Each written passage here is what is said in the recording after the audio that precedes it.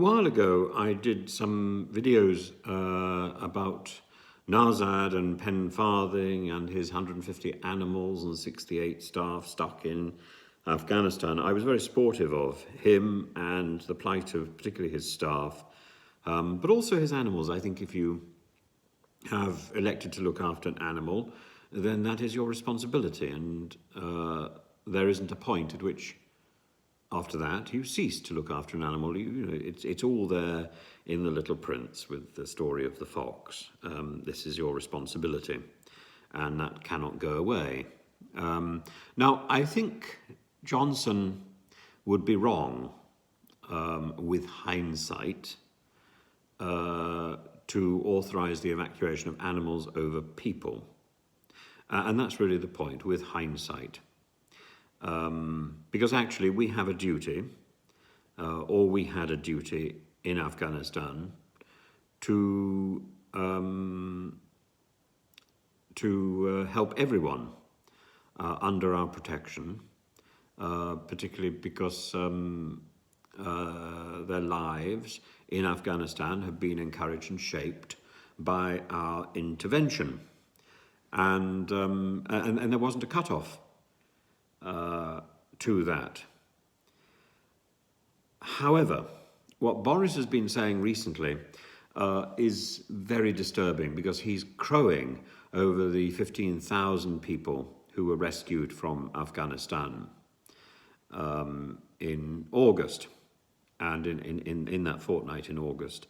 And I think that's the wrong way to celebrate or to mark this event. It should never have come to the point where we were evacuating people in such a hurry, or indeed evacuating people at all. This was a failure of our mission, and a failure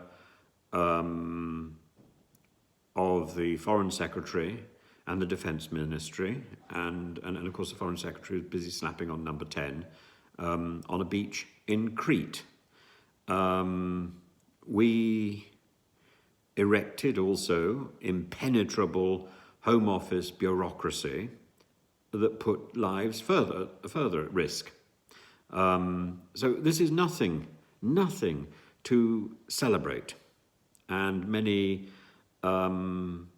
Afghans were stuck in Kabul and the wider Afghanistan countryside, and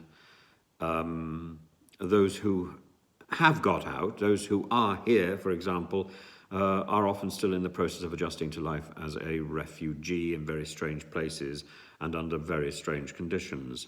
None of this needed to happen. And so, I don't know,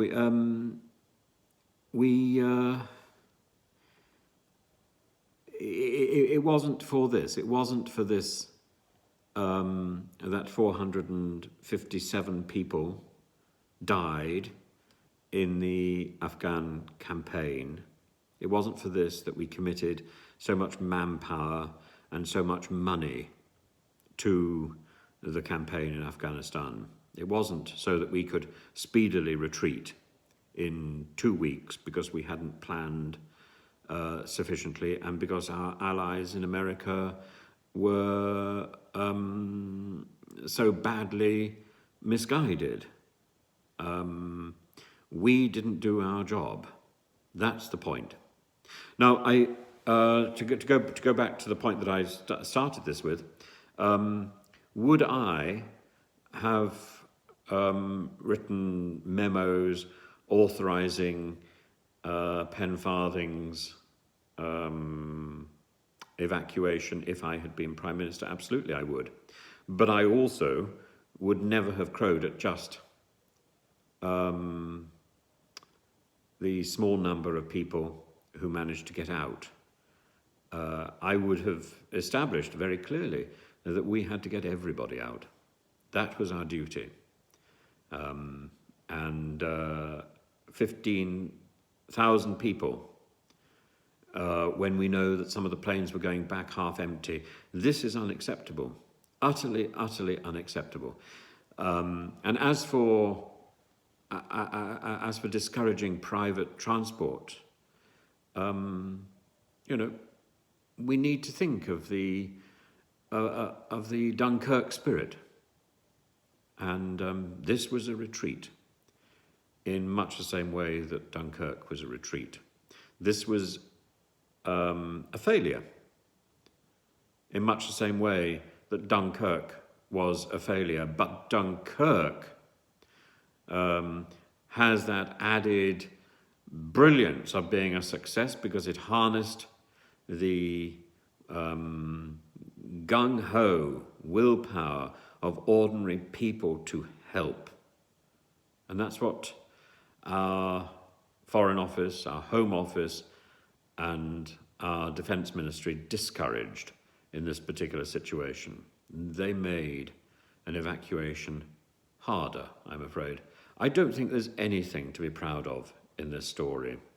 And the fact that the story is now coming out that Boris authorised